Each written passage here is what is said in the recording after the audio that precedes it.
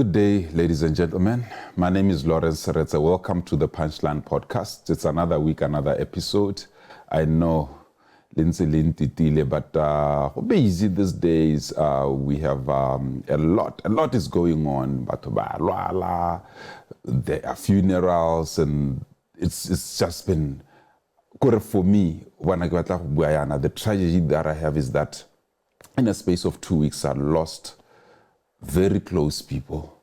We have a friend that we lost yesterday who is very well known in the media fraternity, who was also a practicing filmographer.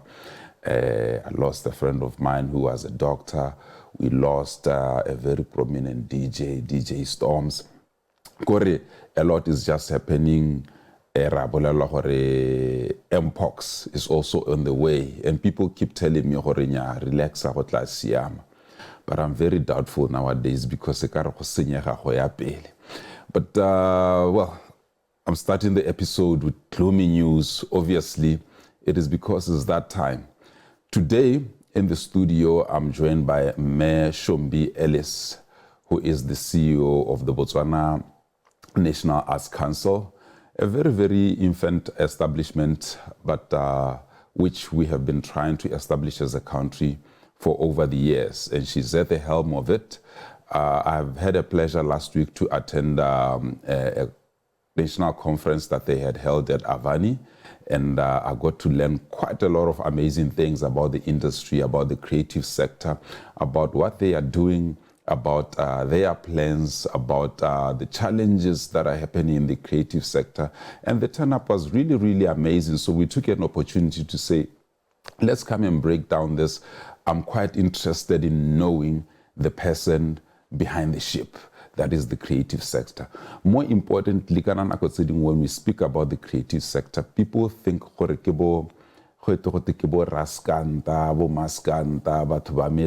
whatnot. I tend to always say that it's very degrading of our creative sector and the arts culture. In other countries, when you look at them, countries like America, Hollywood alone is a creative industry which generates over multi-billions of US dollars and has a global influence. I mean, they just run the GDP alone. Ritibo Vendemo, Ritibo Netflix, because of the creative sector in other countries. We grew up watching SABC. We grew up watching all these shows that are coming from South Africa, all these artists. It's part of the creative sector. So I often say, this discussion is very, very critical, and it's about our economy and the livelihood of our people. And Shombi Ellis is at the forefront of this. Please, I would like to welcome you to the Punchline Podcast. Thank you very much for having me, and I'm really excited to be here. Emma, thank you. First and foremost, let's get straight to the issues. I would like to know a little bit more about you. Great. So a little bit about me. Yes. I would say I'm born and raised in the creative industry. From a very early age, I knew that I wanted to be part of the industry. Even when I was taking up my degree, okay. It was with the interest of doing what you call social marketing, but with a radio angle. So I applied to a liberal arts college so that I can get involved in sort of the radio space and media. So I did a double major in visual and media production, as well as marketing and advertising, but with the interest of using that in the health space. Okay. So from a very young health space, okay. Yes. So it was merging radio, TV, visual, media production, but using it almost like communication for health, for behavior change. So I've always seen the media space and communication and marketing as an aid to help the health space, because I was very passionate around development and health. Yeah. Started on RB2 on a show called the Lovers Plus Spotlight Show. Okay. To promote the condom. Okay. Because back then it was a taboo. We use the media and able to advance health issues, educational issues, but that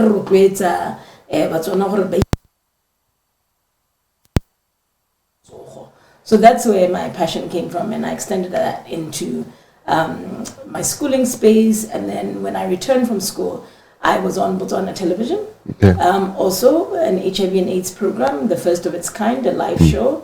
Talk Back. Yeah, Talk Back. It broadcasted to all the teachers nationwide so that we could give them skills and expertise. At least so very innovative times. It was the first of its kind, and then I worked also on Gaps FM. But I've also had stints here and there. Like a whole performer, like a actor. So I keep him at heart, and I'm very passionate about the industry. So that's a little bit around from that angle. But in the most recent years, I went back to health, and I worked in setting up systems and organizations so that they can effectively govern themselves, so that they can implement health programs in the HIV and AIDS space. Been out of country for quite some time, so it's nice to be back. No, that's quite interesting when you mention media and health and the creative spaces, because those are the spaces I hold dear to heart, and I'm having interest in the. I didn't know about the health side of things that you do, but I guess I'll find out more as we go along. So before you got appointed to the Arts Council. Where were you? So I was actually running a regional program for 4 countries, overseeing Angola, Tanzania, South Africa, and also a little bit of Lesotho, where we had a program called Mothers to Mothers, which essentially is a prevention of mother-to-child program, where you bring in women that have gone through PMTCT, that have gone to the other side, that are mentors, that are strong, resilient, have been able to adhere to treatment, and then you partner them with pregnant mothers in health facilities in those countries. So they can hold those mothers through the journey. But on the other side, where they're adhering to their drugs, they're making sure that by during pregnancy, and then also post-pregnancy, they have maternal health. So that to just grow strong and have access to services, but also because we wanted HIV-free babies. And when you adhere to treatment, you increase the chances of HIV-free children. So how did you apply your creativity then in that sector? It sounds more like proper health stuff. It is, but a big part of health is the awareness, the education, the communication. And also just understanding what programs are there in order for you to strengthen your life. So we have to use media strategies, we have to have marketing, we have to have strong programs, we need to be able to communicate. So because at the heart of it, are perfecting all of those mediums to get through to those beneficiaries. So how did you end up here? How did I end up here? Because I saw the advert and I applied for it, and I just thought this was a perfect chance to contribute to this industry. I'm interested in working in this space, and I hadn't been at home for quite some time, so it was more like I can come back and give to my country what they've given to me. It's only fair that we do that. So how is the position? Oh wow! We always. No, first I want to establish whether you are in the right place to execute the mandate. Is the salary all right? We always would like more. That's all I'm going to say. But right now we're comfortable in order to execute the mandate. Obviously it's negotiated, so it's an 80. But how can but I'm comfortable. Okay. No, quite interesting. I mean, I saw you at work last week, and I was quite impressed about how the whole conference was moving like a machine. And I was looking at the program and how all the themes were quite strategic about things and discussions that are really of the current that we want to know. Unfortunately, when I was there, I couldn't stay long because I had other commitments, but I could here I got to get the statistics about where the funding and all the likes and where it's coming from, but I'll lead you to that for you to break it down for us. Before I'll go there, I want to just delve into your past a little bit. I see you're not married. No, I'm not married. Never? Yes. Oh, okay. I was going to ask you, when you are pushing all these mandate, Mr. Ellis, so most definitely with this taxing job, I heard you saying that you'll be traveling to Francistown, obviously the National Business Conference. It's a whole week. How do you juggle this with family and all the likes? It's quite intense. I mean, you know, the beauty of it is that if you have a strong support system, which is one of the reasons why I came back to Botswana, is that there's a community here. It's a cousin there, it's a friend there. So I have a strong support network. They act as parents. Okay. I depend on them to also give me that support. They stay long. They're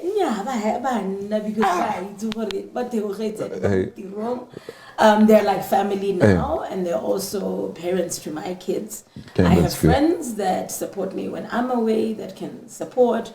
Obviously on the paternal side too, just giving that support to Bana. So I feel like I'm part of a community. Where do you get such kind of nannies? Because I think we struggle. These people don't stay for... I struggled in the beginning. Okay. I had to make a couple of changes. But I think and then I was able to create relationships where it's long term. Also, you know, taking care of in terms of remuneration, the benefits, access to maybe new experiences. Like for instance, when I travel overseas, or if I go on trips, get some so you know, one of my nannies for the first time, I Cape Town, I said in planning. Hard traveler in between South Africa and planning from Joburg to Cape Town. So these are experiences that they don't necessarily have. Recently, another nanny lane, really cruising lane. So if you expose people to these experiences, it makes the job fulfilling, and they feel like they're part of the family. But no, it's not cool to be able to build this relationship with the nannies that I particularly have now. Yeah, that's an interesting take home. Huh? That's an interesting. So in the past, you played a role in the #1 ladies detective agency alongside Jill Scott. It's usually known as Ramotswe. You were playing Sister Ramotswe or a nurse, basically. Yeah, it was one of the highly accoladed movies and series to come out of Botswana project as a creative, which government also took part of. And we had a lot of Hollywood stars, with Jill Scott, with Idris Elba, is it John Kani? Yes, yes, he was also and then you have guys from Nigeria, David Oyelowo, I think, and a lot of South African, common South African superstars that were in there. And you amongst those, and the whole filming set, which was, I understand it was funded by the heavyweights, but that's a for another day. At the time, it was right at the echelons of the who's and who's of Hollywood. Tell me about that experience. So I think it was, I mean, of course I was starstruck, because you are in the room with all these actors and actresses and you get a chance to work with them. I think for me, the bigger thing was the fact that we could bring a production of that kind to Botswana just showed the continued commitment that we have from government as well as other sectors to say, let's really actively contribute and commit to diversifying the creative industry and really making it a key player in the economy. So at that time, the building of the set, the skills that were delivered, the fact that cast and crew, obviously catering. So it really allowed us to look at the whole value chain. Now we can be part of such huge production. So I think it was one of those investments that opened up our ability to say, let's do similar productions. And I think United Kingdom came right afterwards. We were and it put Botswana on the map. So I was just happy to be part of that. But previously, my experience, I worked out in Los Angeles through my school. I actually was an intern for Whoopi Goldberg. Is that so? Yes. Okay. I used to sit in her office and make decisions around her funding and fan clubs. July. Yes, and the scripts that she would take on. Yes. So I had a chance also to work on production sets. Okay. She had a medical series called Strong Medicine. Yes. So I was also a production assistant on that. So there I saw a whole lot of other sort of artists too. So it was nice to now be on that side of things, but at home, where it's of the international standard and you get to experience Mirili Mogai. So exciting times, yeah. No, okay. Yeah. So how was the set like? How were the producers like? Is it that type of stuff that we see in the movies or? Do you know the funny thing about it is that usually I get the feedback that you get is the producers are hardcore and they're hardline and they drive their teams. And I believe the director was Anthony Minghella. And then, the producers, their names are escaping me, but Amy Moore was also one of the producers that also supported the production. And they became like family. Kana how come Botswana o itse Batswana ka ile go operate ka teng ka tsamba to ka teng setso sa rona botho ba rona. You can't help but come here and feel like family, because the way in which we operate is that you have to come. That's true. So we ended up actually making friends and family. And I mean, when I was on set on that day, I got my own, these were things that I had just seen overseas, but I actually had my own studios, not even changing rooms. Changing rooms, yes. With my name written on it. Yes. I had catering specifically for me. I was in the, the makeup room. So they really treated us like professionals. Of course, really, Batswana, we wanted to have more roles dedicated to ourselves. But I think as we do these productions, and we've done more and more of them, we're going to be able to call the shots one day, where we have a production where it's mainly Batswana. We don't have to get sort of artists from outside the countries to be the leads, because Manabaruna continuing to go global. So it was really interesting. So how was the remuneration? How was the payment? Oh no, the pay wasn't great. Okay. So I'm intrigued to know, because where we are going with where you are sitting in the position right now, I'm trying to understand where you have been through. Yeah. And how you are going to make a difference, or what you are going to emulate or not. Given one of the most successful productions that has ever came out of the country, there is more, but this one you are directly involved. I'm trying to understand the pay structure, and also I don't know, you can correct me, the royalties structure. Do you still get a bit of a check from the post office from that? Or what was the agreement? Can I also, these things, to be fair, it also boils down to agreements? So one of the things that we need to understand, especially about the film industry overseas, is that it's highly unionized. Okay. So how an actor in a TV series. You have to qualify through your skills, expertise in the productions that you've done, and also your educational experience, to guilds. Like, so the Screen Actors Guild, they call them SAG, and they're the ones by Longhori. They determine the rates, they determine the hours, they determine the conditions, they determine how actors are treated. And because of those unions, actors, TV actors, production assistants, go to the whole ecosystem, TV and production is protected by those unions or guilds. Mobotswana, we don't necessarily have that. So we don't have bodies, and we're starting to do that with our associations, because I know there's a screenwriters, association. There's also a guild, is being led by women, that's saying we need to formalize this so that we're the ones that are developing policies, frameworks, and standards for remuneration. As the National Arts Council of Botswana, that's one of the critical things that we need to look at, is remuneration and also contracting. Basic things like contracting. Do we even know as creatives how to set up your general contract? What do you ask for? Do you have a non-disclosure agreement? How do you negotiate your fees? We were just excited to be part of the production. Whereas in South Africa, where it's also highly unionized, professionalized. So vale shaile.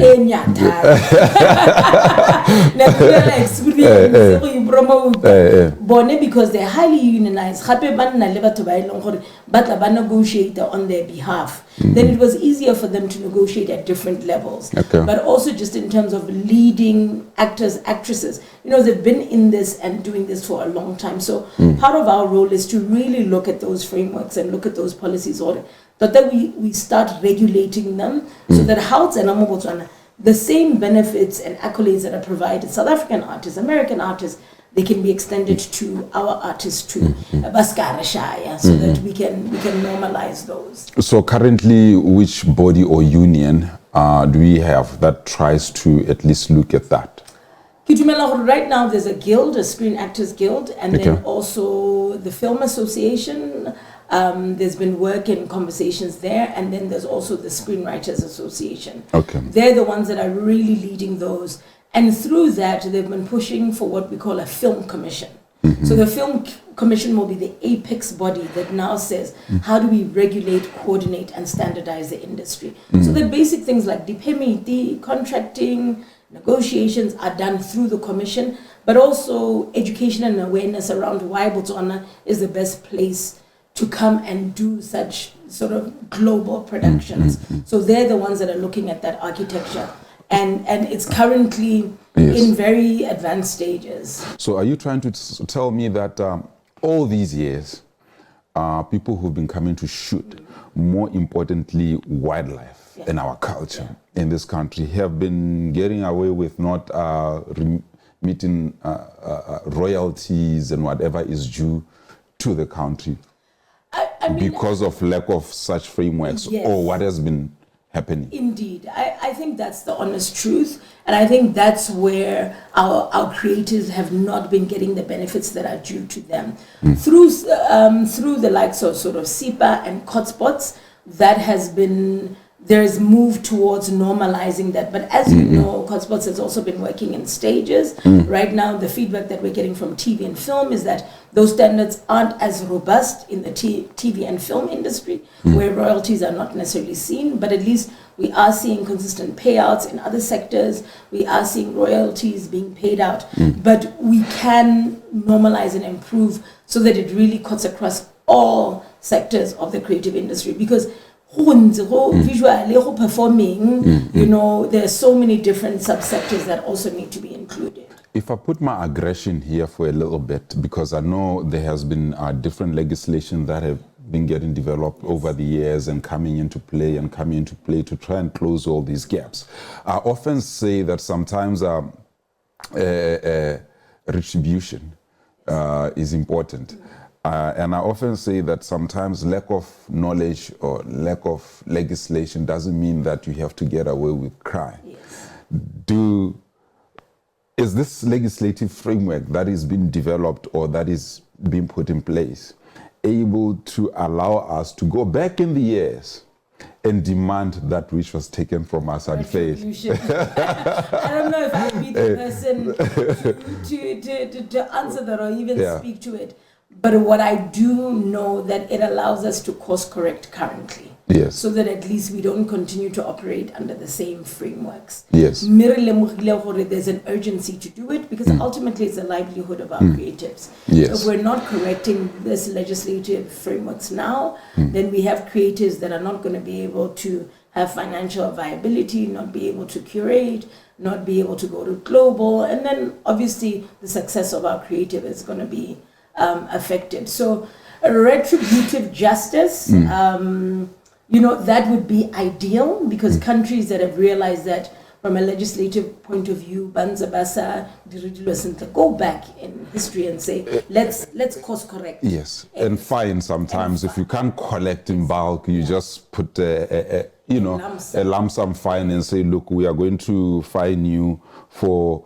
This is an issue of justice, really. Sometimes you can't put a direct figure to it, but you can just quantify a portion of what the industry could have. I mean, you can see one of the first films, if I recall very well, the Khoisan, The Gods Must Be Crazy. Yes. If you read that story, it's very painful, because those guys never got anything not even money that can buy a bottle of Coke, you know. But at the time, it was one of the successful movies coming out of Southern Africa and all the likes. But if we can go back and make sure that generations that came after those are able to benefit from that, now I'll think that is fair. That's fair. It's justice, you know.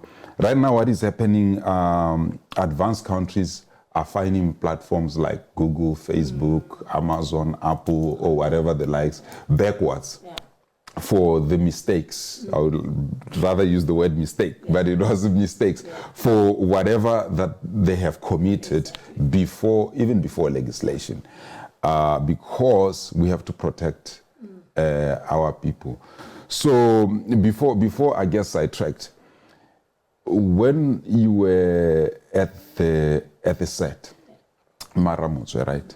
Government, I'm told, I understand that contributed around, is it 10 million or 5 million? 5 million. Yeah, to help with the production. I think mainly because sometimes we needed to take a lead as government and be able to support new innovation and new creatives that are coming on the platform. But what can you say now after all these years is there to show for our investment as government? I mean... And what lessons can we draw from that? I think for me, you know, when you look at film is, in order to have that kind of production value, the investment is huge. I mean, 5 million pula in the context of production worldwide is a drop. Keep petty cash. Film to produce a film of that nature. But I think it was the start of government saying that we're willing to do the investment so that these kind of productions can come to Botswana. Yes. That's my first point of call. Secondly, I think, you know, part of our role as National Arts Council is we might not necessarily have the resources, we might not have all the tenants to make things happen, but our job is to open up and unlock opportunities. So for instance, if let's say an Arts and Culture Association, South Africa, wants to learn about Patisi, they want to learn about other traditional forms in Peru, you know, what can we do to make that partnership happen? And I think that investment was saying, how do we unlock the film industry so that more productions can come in? In terms of what we've seen in value add, I definitely think it put Botswana on the map. It took the #1 ladies detective series books to another level, because you know, they just became, everybody anaba kanya Botswana, oh, you're from that country with the detective books, but yes. Then they know about Ramotswe, then they know that the film was done here. So I think from a marketing and branding and positioning, there was value add there. I think in terms of the ability to have a high production value, more Botswana and curated in Botswana, there was value there. I think for us who are now coming on the back end of it a couple of years later, it shows us that we need to go back and look at, you know, the contracting, the remuneration of artists, the production, and increasing skill sets and capacity building. Yeah, our own creators, our film producers, our lighting, stage, so listen, the actors, actresses. So we need to build those ecosystems so that we're ready for such. So that if another environment focused project, will we be ready with the equipment, they can do the pre and post production, they understand lighting, they understand catering and what it means, they've got transport systems, they've got equipment, they're available. So we need to prepare our industry for such productions, because under the Film Commission we should expect to see more. Ibile will be sort of promoting the country to be a hub for such type of productions. So are we ready as an industry to do that kind of work? Now, I do believe that from the years I've been in the creative space, in the media space, both participating and also as an observer, I think we are ready. But the question is, how much budget do you have now to support this sector? So we don't have that budget. I'll be honest about that. But what we do is that we work in partnership with other government agencies, bodies. We work with unlocking those opportunities within private sector. And I believe the investment across government shows that if there's a need to unlock that kind of investment, they will find the money to unlock it. Simplify it for me. Sometimes when you say the private sector, we don't know who we are talking about. I mean, maybe some of us are thinking stock exchange or BIHL. I want to know exactly who the private sector is, because I'm assuming that you're talking about independent producers, like my guys here at Access TV, and the producers of, for example, the Punchline podcast, or the producers of, I can give an example with what? Botselojo, Yes, that is running. So what direct support, for someone who doesn't know, what direct support do you have? And how do they get to that? So what we have going National Arts Council of Botswana is that we do have the grant call, which allows us to fund initiatives, activities, projects across the different disciplines of the creative industry. But the pot is very small to support, let's say, for instance, the Punchline podcast, because the budget that we have... You are picking on me. Hey. I have to pick on you. Yes. Tota, it's not enough to really support the industry. Let me give you a perspective of the applications we got in the last grants call last year. Yes. There are about over 800 applications. Wow. Yes, with a request of 188 million. Wow, that's significant. Yes, and we could only fund just under 5 million. That is the funding support. Under 5 million in terms of budget. In terms of funding, budget, yes. but for everything. Our Taki, our Bina, our Nali group, So what happens there? Does it mean that others don't get funded completely, or you try to squeeze in as much as you can with underfunding? So we try and squeeze in as much as we can with underfunding, but we try and tap into other opportunities. So SIPA also has a grants call. You know, there are levies where you can also do that kind Yes, of I recall the one that they opened. Yes. But within the private sector, we have a lot of private sector support. So you have partners such as Stanbic Bank. They're doing a lot in the creative industry. They support in the fashion, they support in incubations. You have F&B Foundation that are doing work. You have the ABSAs of this world that through their own CSR budgets. I've seen them doing amazing work. You see, they do amazing work. So we're saying that even if we don't have enough, it doesn't mean we can't take advantage of the opportunities that are there within either government, private sector, but also even individuals. You've seen, I mean, this is not an example to the creative industry, but Choppies came and sort of said for the sports sector, this is what we can bring to the table.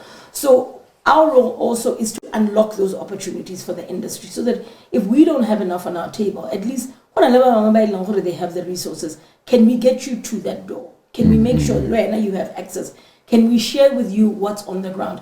Half of the content creators, Pizzo was to say, Runa, we don't do commission on Real Arts Council level one, but as a coordinating and a regulatory body, we can start the conversations around what the budgets look like, what are the standards for commissioning, what content is required, who are the players for the industry. Really creatives, we tap into that because we provided the access to the platforms and the knowledge. So sometimes that may be our role. It might not necessarily be we support you, but we do understand for creatives it's always about the funding is a critical thing that they're always looking for.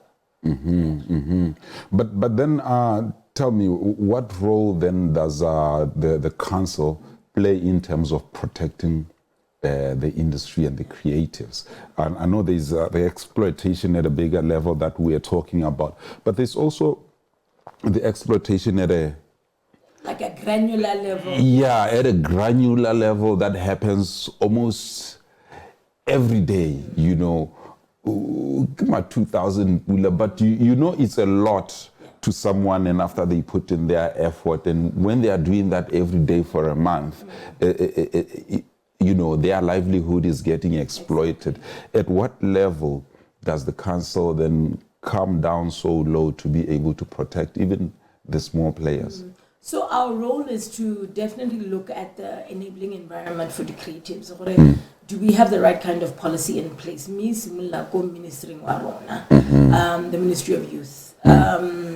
Because they have an arts and culture function that basically has been overseeing the industry for many, many years now. So so they're transitioning their programs to us. We are supposed to develop policy at a higher level that says the industry needs these kind of conversations, they need these kind of policy frameworks to be able to protect and advocate and lobby for artists. Basic example, let's take remuneration because it's the easy one. We know that there's not fair and equitable pay for artists. The other feedback that we're getting is that the artists, it's our role to make sure that from standards point of view, from conduct, from policy, that we are working with private sector, government to sort of also the retributive justice around that, to say, let's go back and look at how we're remunerating our artists. What are the payment schedules that we have for artists? You can't take 30 days when an artist, it's a day-to-day need. Within 5 days, I need to be able to get my payment. So those are the kind of standards and policies that we need to put into place so that we protect the artists.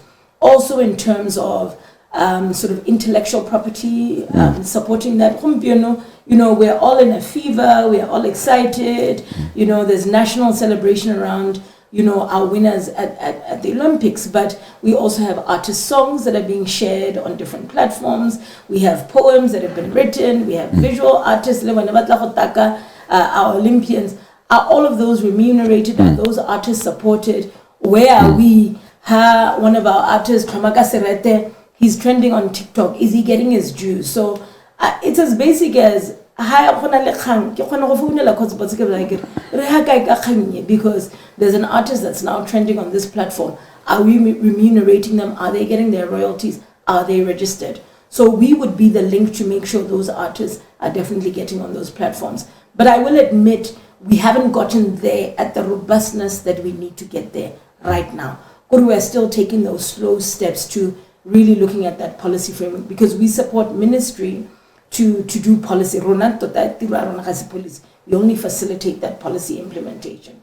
So we'll start getting into that. Hopefully I can promise in the next couple of months you're going to start seeing some changes that we're going to do as the Arts Council. And I can see your question is coming, it's going to be even stronger now. No, I'm worried. I'm very, very worried because when you are slow, yes, numbers are growing every day. Exactly. On TikTok, Yeah. exponentially. Yeah. William Last numbers are growing. Yes. Who's helping me? Him collect that.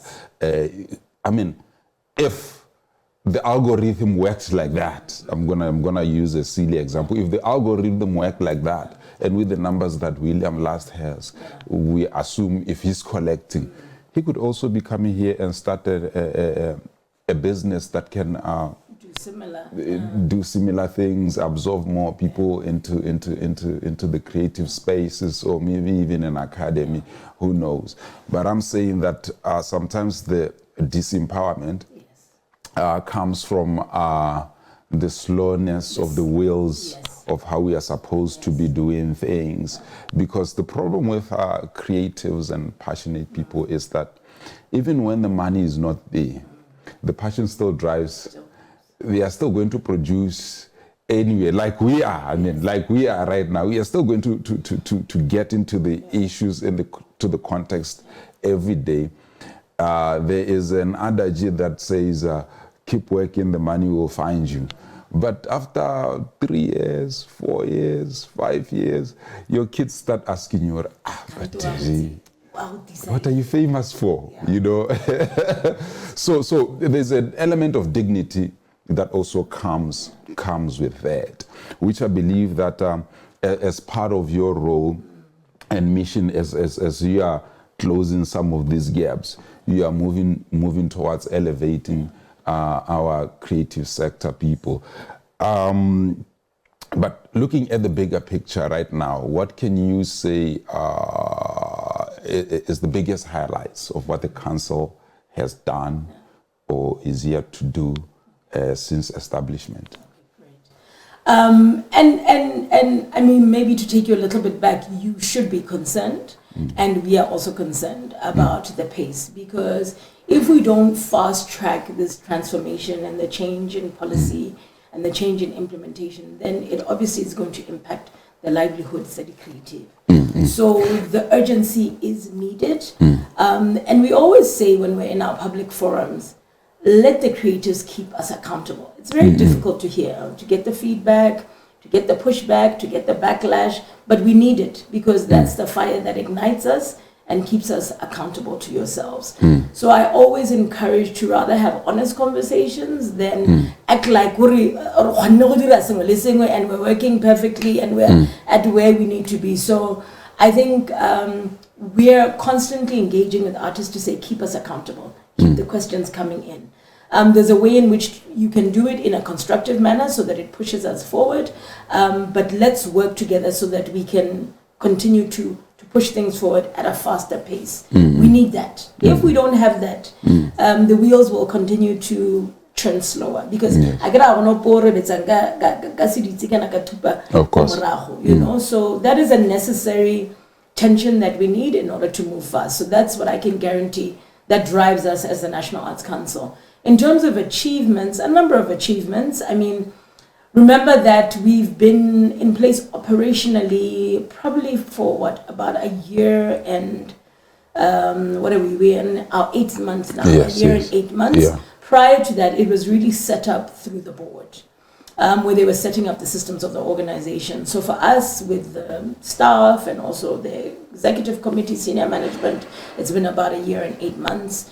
Things that we are very proud about is the fact that we were able to do an open call grants to the nation that really, I believe, changed the game for granting, because what it said was that we are allowing all creators to basically apply for this grants. The criteria for assessment, they can apply from anywhere in Botswana, they can compete with other creatives, and it gets an opportunity for them to be evaluated all at the same level, which I think is quite unique, because we want to increase transparency and access for all creatives. It's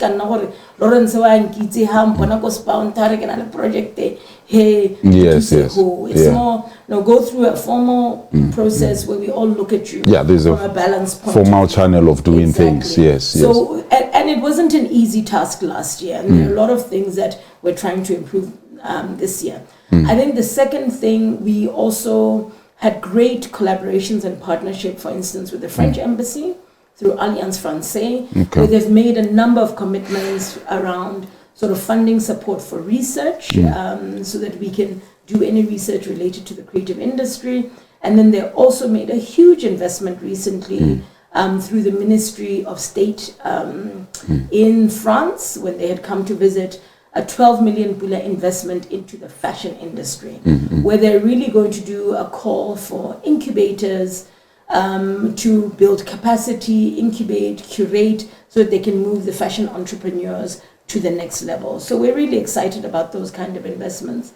We've also signed a number of MOUs and done some benchmarking with other other national councils, which include the Swiss Arts Council, Pro Helvetica. I'll figure out if I said it right. Pro Helvetica. Yes, Pro Helvetica. So we went with them to just understand the functioning of an arts council. How does it work? How do we do the funding? How is the structure set up? And we also signed an MOU with the South African National Arts Council that allows us to also learn from them, because we've also done engagements with the Namibian and also the Zambian Arts Council. So we're also trying to look at a regional partnership so that we can learn from each other. And the reason why we have those MOUs is because we want residencies across the borders where our artists can take advantage of those opportunities. Besides the grants call, we also introduced something that's new called a mobility grant, which literally allows creatives to be mobile. Our go for to a film festival. We basically would facilitate you to do that through flights, accommodation, per diems, visas, and maybe even registration. So that is facilitating how our artists can become mobile. That's the Arts Council doing that. Yes. So people can be able to come and apply through the council. Yeah. And originally we had done it and linked it with a grants call where it was just one call once a year. But with the mobility, we realized we need to open it up all year because mobility happens all year. It doesn't just happen during a cycle. So we're learning things from our previous grants call in terms of lessons learned. We've got a whole report. How can we improve? You know, the application, how do we improve on just sort of applications? You know, we had assumed everybody is going to have access to sort of online platform, the email. But maybe they do have access, but it's maybe through basic, the WhatsApp, you know, and to make sure that they have equal access to these opportunities. He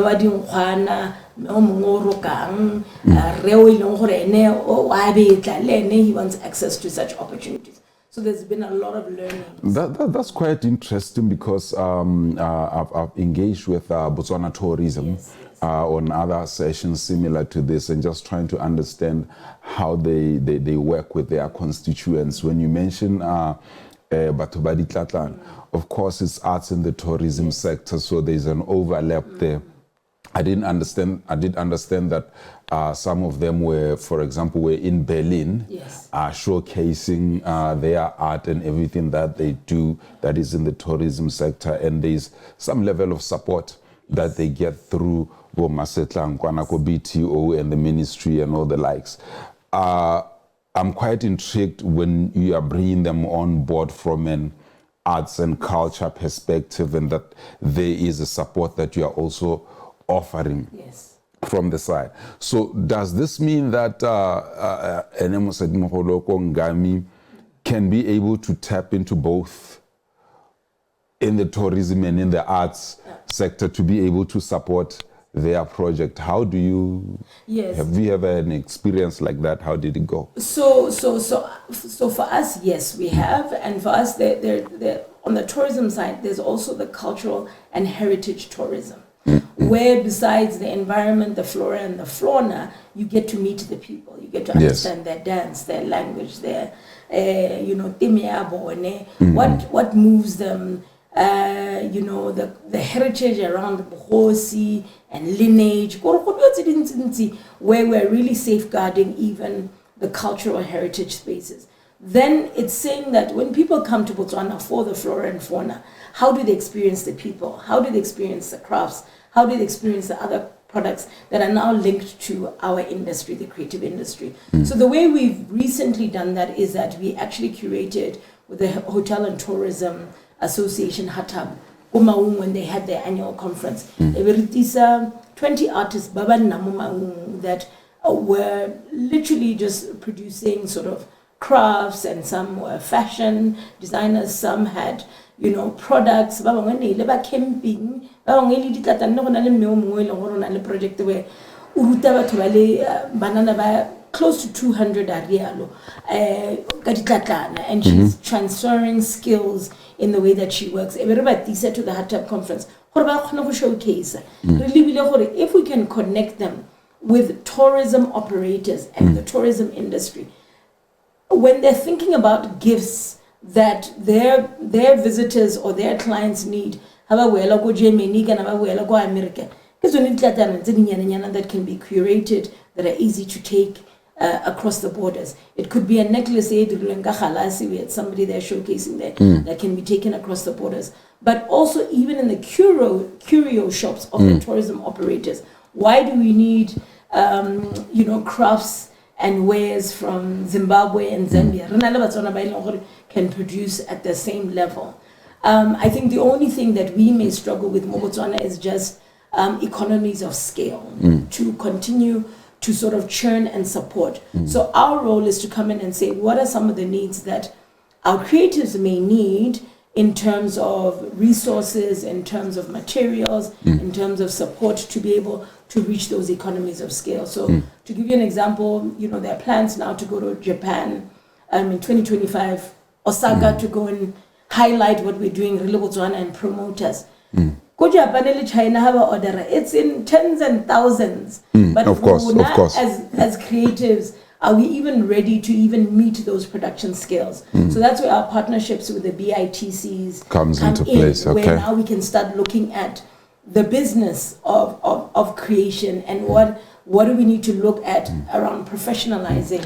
But you see, I'm sorry to interject. Yes. You see, I've looked at things from an institutional level, corporate to corporate, institution, government, and all. There is a good symbiotic relationship that's happening there. It's always beautiful, well coordinated, colorful, executed, and all the likes. That's nice. I'm trying to understand things from an individual perspective, because it's not like you are going to handhold me all the time. I mean, also it's not like as a business in the arts or in the tourism or in these spaces, I have to always depend that you have a national bid, so you call me, that's when I'll be able to show what I can do. Independently, how empowered am I that as an individual, we can do our thing, this is where we come in. So our big investment as National Arts Council of Botswana is to now go to the individual space even more so and start empowering through skills, capacity building, and expanding the networks and opportunities.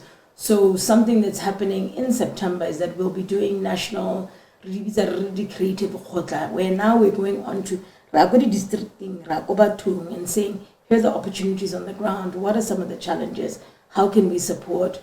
What do our programs need to look like? So that and really ask them what can change the game. Because we've been having the conversations for a long time. But are we really changing people's lives? Are we changing their livelihoods? Yes. Are they monetizing?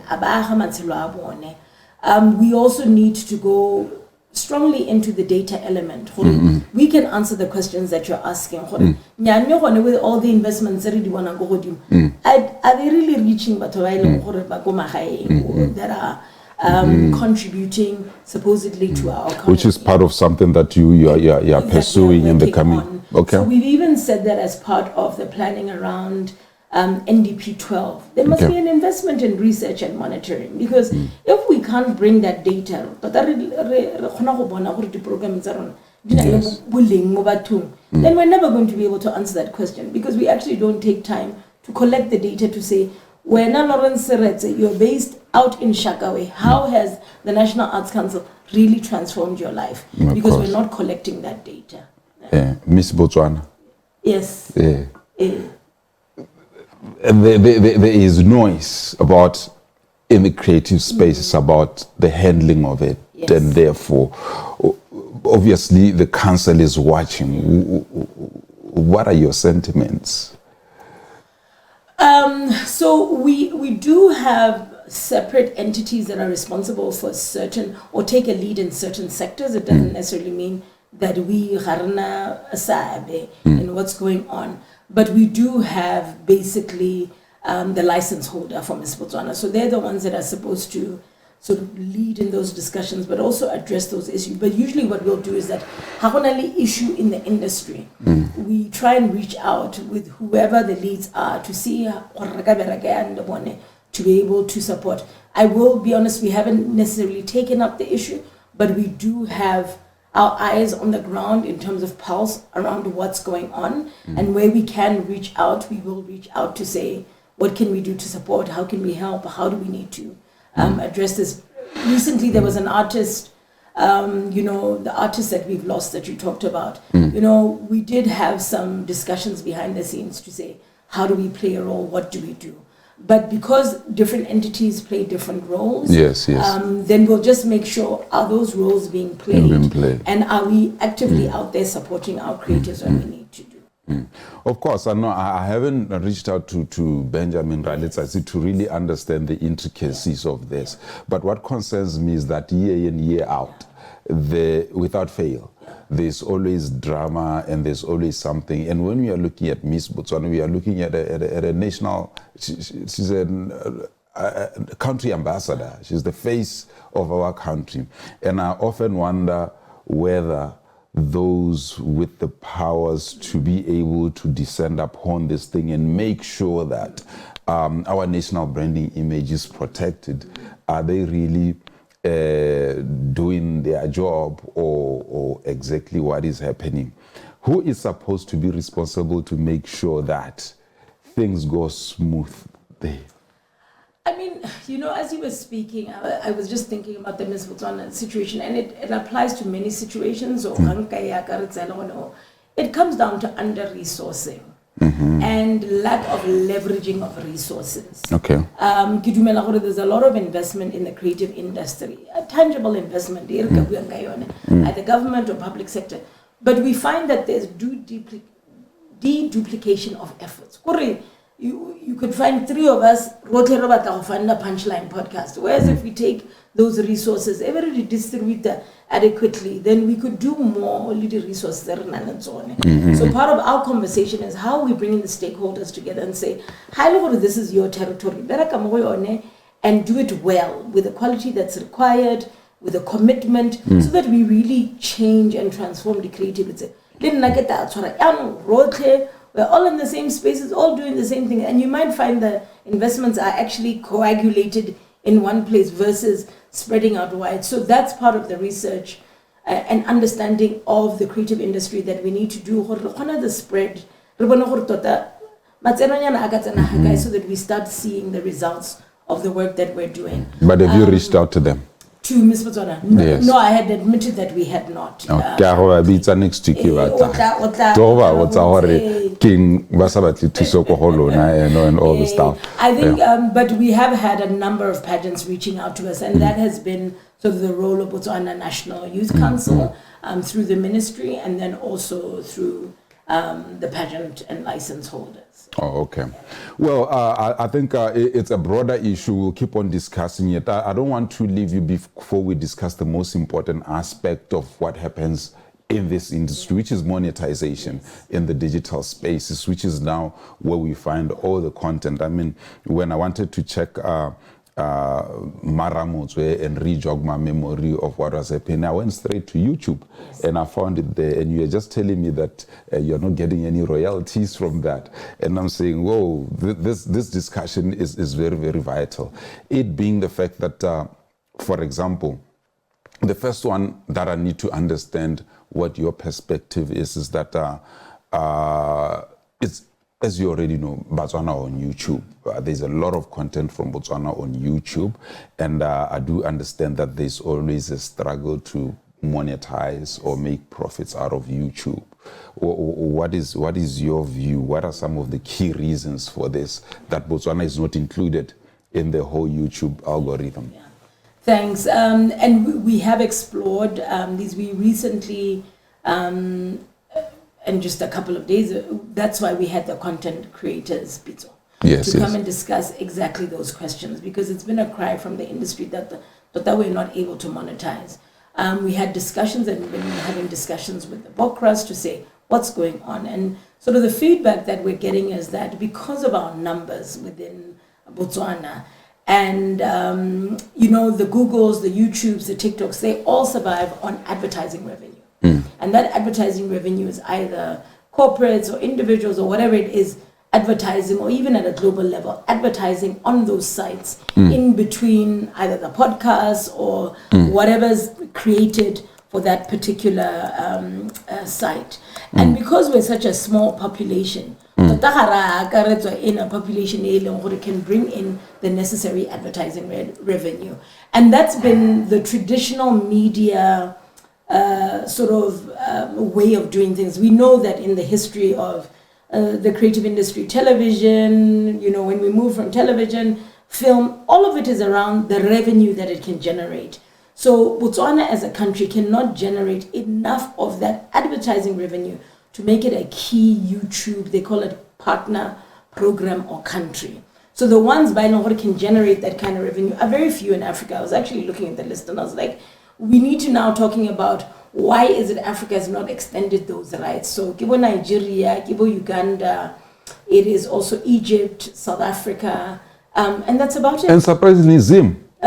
Zim on the list most recently. Okay, unless they've dropped it. It's been added, yeah. Yes.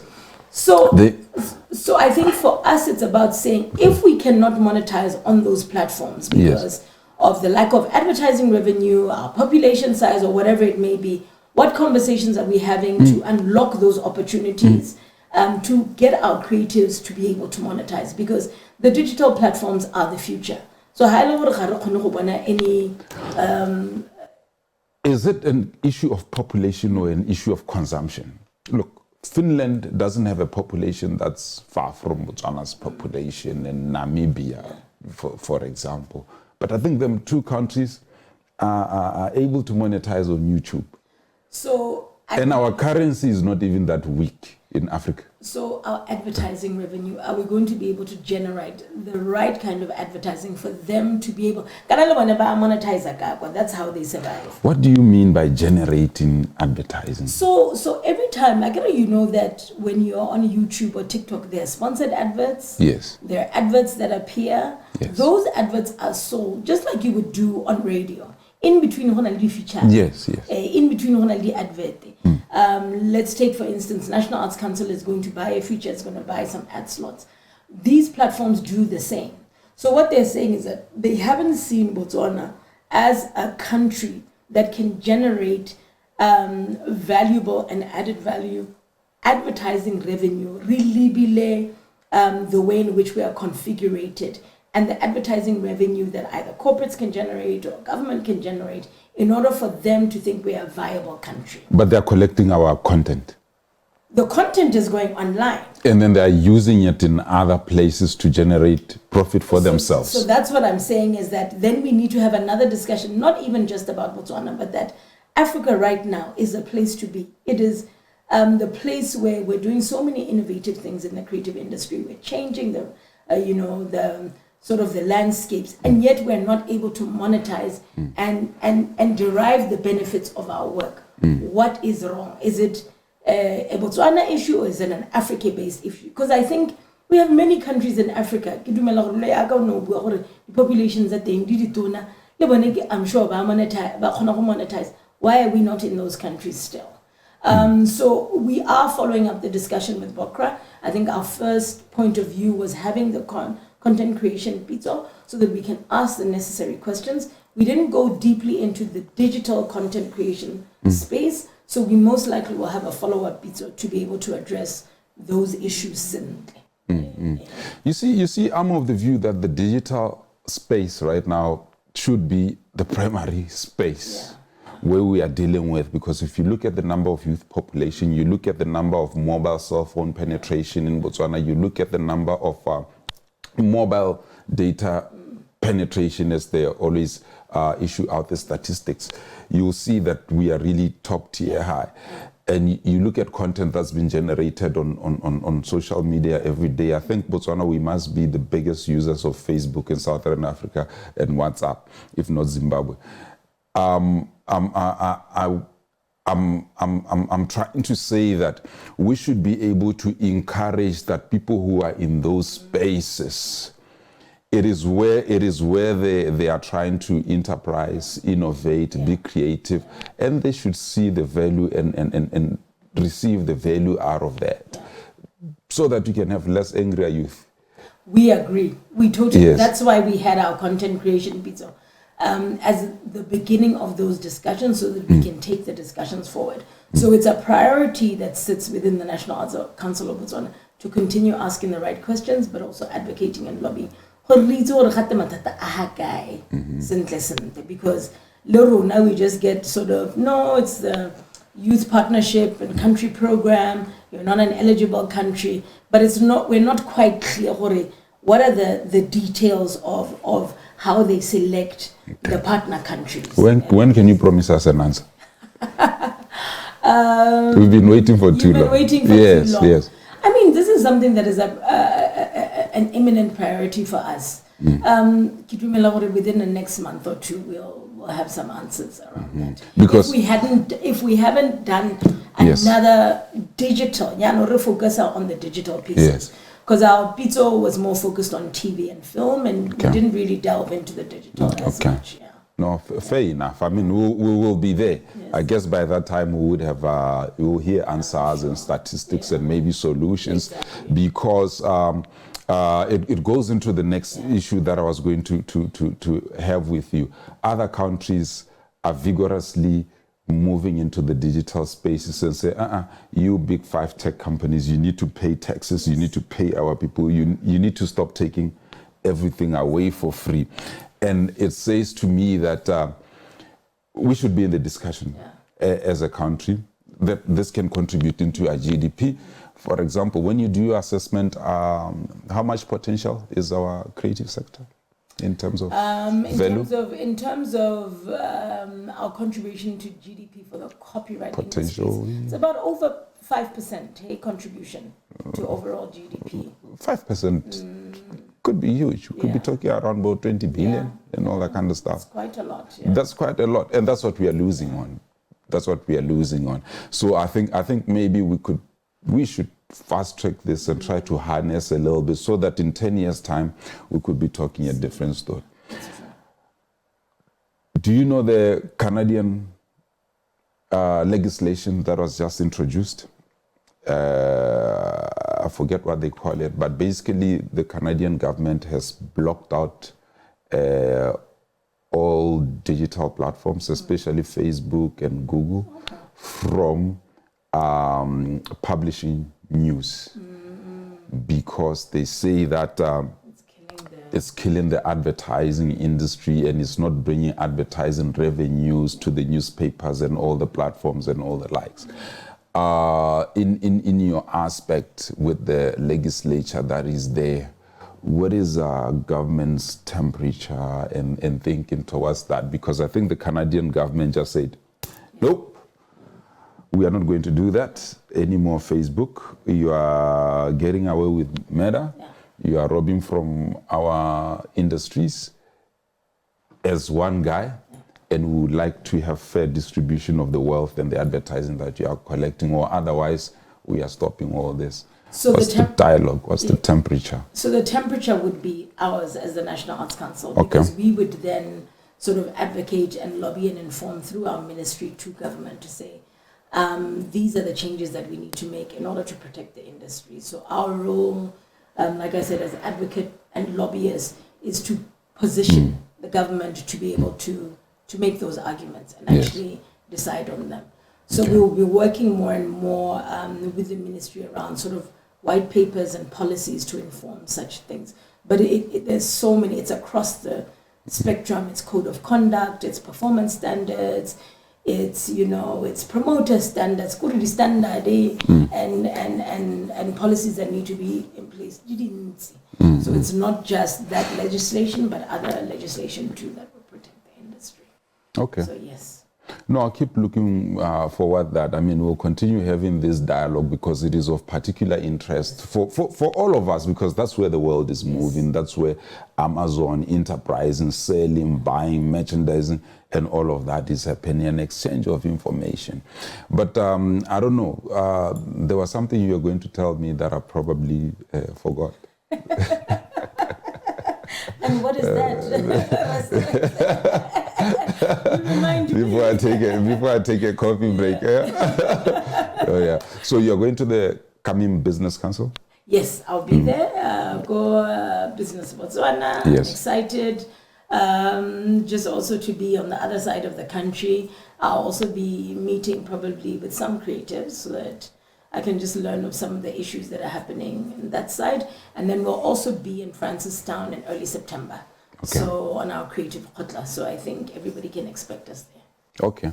No, that's fine. I think with that, I don't want to give you some closing remarks and all the likes, because this is my platform. Ladies and gentlemen, thank you for staying tuned to the Punchline Podcasts. My guest today was Shombi Ellis, who is the CEO of the National Arts Council of Botswana. Any inquiries, you are welcome to come and learn. I mean, it's a broad industry, as you can see. There are so many elements of it that we can talk about.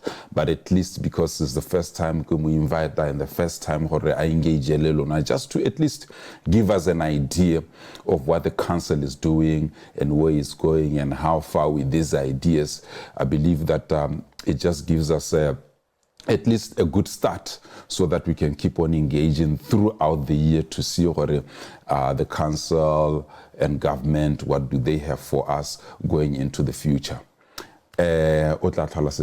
Thank you very much. All right. Thank you for having me. All right. Thank you very much. Enjoy your day. The Punchline Podcast, we are out.